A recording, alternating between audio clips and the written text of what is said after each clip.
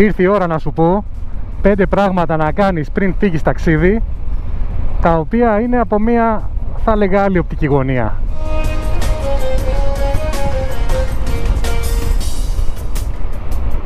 Καταρχάς να διευκρινίσω πριν στα πω ότι μιλάω για ταξίδια εσωτερικού, δηλαδή εντός της Ελλάδος, και όχι για μακρινά ταξίδια. Δεν μιλάω για να πάρεις τη μηχανή σου να φύγεις για Ευρώπη. Μιλάω για ταξιδάκια μέσα στην Ελλάδα, μακρινά μεν, με πολλά χιλιόμετρα για να βγαίνουν, και τα οποία φυσικά και αυτά έχουν την ιδιαιτερότητά τους. Πρέπει σίγουρα να προσέξεις κάποια πράγματα, πρέπει να εξοπλιστείς με κάποια πράγματα, γιατί δεν είναι έτσι αντικαβαλάω τη μηχανή και φεύγω.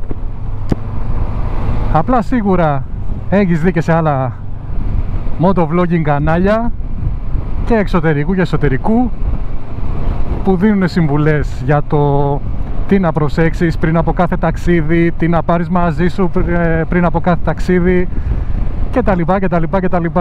Εδώ πάμε να το προσεγγίσουμε σε μια πιο χαλαρή φάση, όχι τόσο, κατάλαβες, δεν μου έρχεται και η λέξη.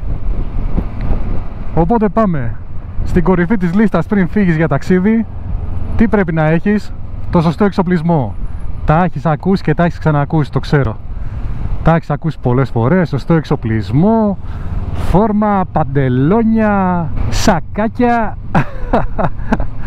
τα πάντα. Κακά τα ψέματα. Όταν φύγεις σε ένα ταξίδι, δεν μπορείς, ρε φίλε, να φύγεις με το μαγιό σου και με τη σαγιονάρα. Ποτέ δεν φύγεις με σαγιονάρα, αλλά λέμε τώρα, καταλαβαίνεις τι εννοώ. Θα πάρεις τον εξοπλισμό σου, το μπουφανάκι σου, και χωρίς να μακρηγορήσω, γιατί τα έχεις ξαναδεί και τα έχεις ξαναδεί και τα έχεις ξανακούσει, το σημαντικότερο που θέλω να σου πω να έχεις μαζί σου, πέρα από τα προφανή, είναι ένα καλό αδιάβροχο. Γιατί, ρε φίλε, δεν ξέρεις πότε θα σου σκάσει αυτή η ρημάδα, η βροχή. Καλό είναι να έχεις ένα αξιόλογο αδιάβροχο μαζί σου, ώστε ανα πάσα στιγμή να μπορείς να σταματήσεις, να το φορέσεις και να είσαι κύριος και ωραίος. Άρα έχουμε και λέμε αυτά τα ολίγα περί ενδυμασίας. Πριν προχωρήσω, να σου πω να κάνεις subscribe στο κανάλι. Έρχονται ωραία βιντεάκια και προσπαθώ να το αναβαθμίσω λίγο με διάφορα θέματα, αλλά δεν μπορώ να πω περισσότερα τώρα. Θα κάνουμε πραγματάκια, θα κάνουμε. Αν και καμιά φορά με πιέζει ο χρόνος, αλλά ό,τι μπορώ κάνω και προσπαθώ. Οπότε θέλω το subscribe σου από κάτω, πάτα το κουμπάκι, πάτα την καμπανούλα να σου έρχονται ειδοποιήσεις όποτε ανεβάζω κάτι καινούριο, και μπορείς να με ακολουθήσεις και στα social, σε Instagram, TikTok.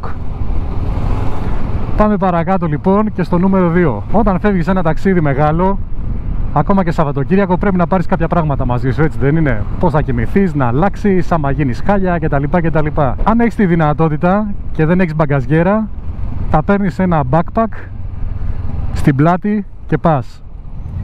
Το κυριότερο αυτό που θέλω να σου πω, και επειδή την έχω πατήσει, γιατί έχετε δει ότι και εγώ έχω στη μηχανή μπαγκαζιέρα και μεγάλη κιόλας 47 λίτρη, μη βάλεις την μπαγκαζιέρα όταν πας μεγάλο ταξίδι.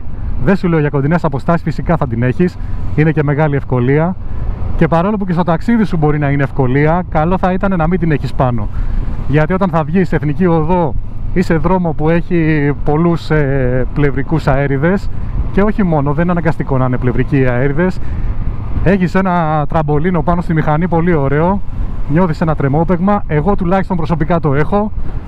Θα ήθελα να μου γράψετε στα σχόλια την άποψή σας, αν το έχετε βιώσει κι εσείς αυτό. Γενικώς από τότε που έκανα το πρώτο ταξίδι στη Λευκάδα, αν θυμάστε, ανατρέξτε στα παλιά βίντεο να το δείτε, και είχα πίσω την μπαγκαζιέρα, λίγο δεινοπάθησα, με κούρασε αυτό το πέρα δόθε που πάθαινε η μηχανή από τον αέρα. Οπότε στο επόμενο ταξίδι που έκανα πέρυσι, που δυστυχώς αυτά τα έχουμε ξαναπεί, δεν το τράβηξα με την κάμερα και χρειάστηκε να έχω πράγματα μαζί μου, είχα απλά ένα backpack, το οποίο με ένα πολύ ωραίο χταπόδι το έδεσα πάνω στη μηχανή. Οπότε με αυτόν τον τρόπο είχα καλή αεροδυναμική, δεν είχα πρόβλημα και η μηχανή ήταν πολύ σταθερή στο δρόμο. Οπότε ξανασκέψου το, γιατί πίστεψέ με, θα δεις διαφορά. Θα δεις μεγάλη διαφορά στο δρόμο. Νούμερο 3. Τώρα τα λέω με ανακατεμένη σειρά, όπως μου έρχονται. Φυσικά εσείς κρίνετε την προτεραιότητα του κάθε tip που σας δίνω.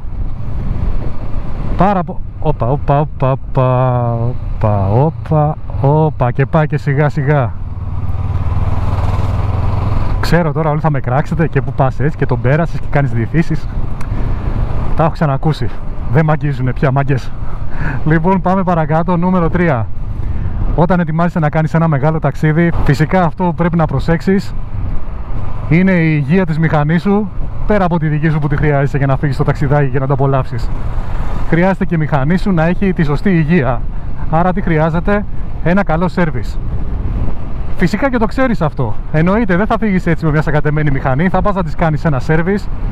Αυτό που θέλω να σου πω να προσέξεις και να σου τονίσω είναι, αν φεύγεις π.χ. Παρασκευή για να κάνεις ένα πουσουκού με τη μηχανή, μην πας να κάνεις σέρβις Παρασκευή πρωί ή Πέμπτη απόγευμα ή γενικά 1-2 μέρες πριν. Πήγαινε ωραίος και άνετος, κάνε το σέρβις σου κάνα δεκαήμερο πριν, ώστε αν γίνει το οτιδήποτε, πες ρε παιδί μου στο σέρβις κάτι δεν έχουν κουμπώσει καλά, κάτι έχουν ξεχάσει, κάτι οτιδήποτε, να σου βγει να το δεις και να προλάβεις να το διορθώσεις πριν φύγεις ταξίδι και σου σκάσει κανένα ωραίο πραγματάκι και τρέχεις και δεν φτάνεις. Οπότε αν θες να τα βάλουμε και σε σειρά, το νούμερο 1 που πρέπει να προσέξεις είναι η υγεία της μηχανής σου και να κάνεις ένα καλό σέρβις. Το καλό σέρβις σημαίνει πολλά πράγματα και κυρίως σημαίνει ξενιασιά από το ταξίδι που έχεις μπροστά σου. Αλλά σου ξαναλέω βασικό, κάντο το σέρβις ένα δεκαήμερο πριν. Είναι πάρα πολύ σημαντικό, μην το αφήνεις τελευταία στιγμή, μην το αφήνεις μία μέρα πριν το ταξίδι σου, γιατί είναι πολύ πιθανό να την πατήσεις και να σου βγει κάτι πάνω στο ταξίδι και κανείς δεν το θέλει αυτό φυσικά. Να τρέχει και να αρχίσει τα τηλέφωνα και αυτά και να σκάει από εδώ και από εκεί τηλέφωνα και να ψάχνει στη μέση του πουθενά να βρει συνεργεία. Εκτός αν σου τύχει κάτι και είσαι τόσο μάγκας και το λύσεις μόνος σου. Νούμερο 4. Στα tips που σου δίνω, εκτός από το service που είναι στην κορυφή της λίστας, πρέπει να τσεκάρεις τα ελαστικά σου, φιλέ.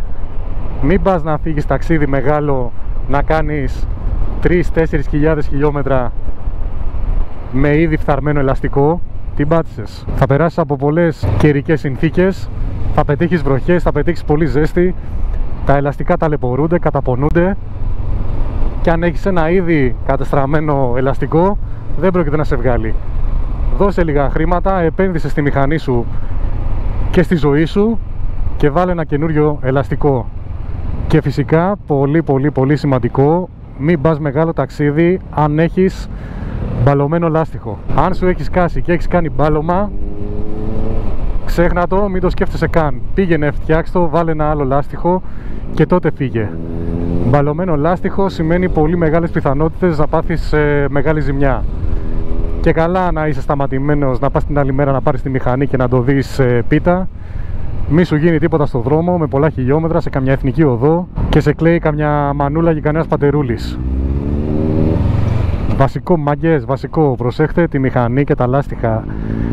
Πέρα από τον εξοπλισμό και το κράνος που τα λέμε συνέχεια ότι είναι τα βασικότερα, προσέχτε την υγεία της μηχανής σας, μάγκες. Είναι για μένα θα έλεγα πιο σημαντικό από τον εξοπλισμό. Όχι πιο σημαντικό από το κράνος, πιο σημαντικό από τον εξοπλισμό. Και το πέμπτο tip είναι κάτι το οποίο το έκανα λίγο για να σε ιντριγκάρω, αλλά θα το αναλύσουμε στο επόμενο βίντεο, γιατί θα είναι ένα βίντεο μόνο για αυτό.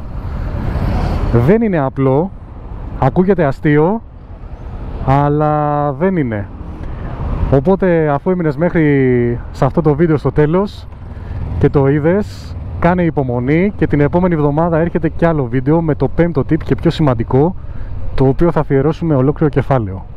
Σου ξαναλέω, μπορεί να ακουστεί αστείο το βίντεο αυτό που ετοιμάζω, αλλά φίλε δεν είναι καθόλου και θα το καταλάβεις.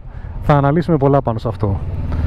Οπότε αυτά τα λίγα είχα να σου πω, πραγματάκια τα οποία να προσέξεις για το ταξιδάκι σου, να είσαι έτοιμος ωραίος, πέρα από τα τετριμένα. Ίσως το βλέπω από μια άλλη σκοπιά. Πολλοί δεν μιλάνε για το ταξίδι στο αφαίρεσε την μπαγκαζιέρα. Οπότε αν θες τα ακούς, αν δεν θες όχι. Εγώ σε ευχαριστώ που έμεινες μέχρι το τέλος του βίντεο και τα άκουσες.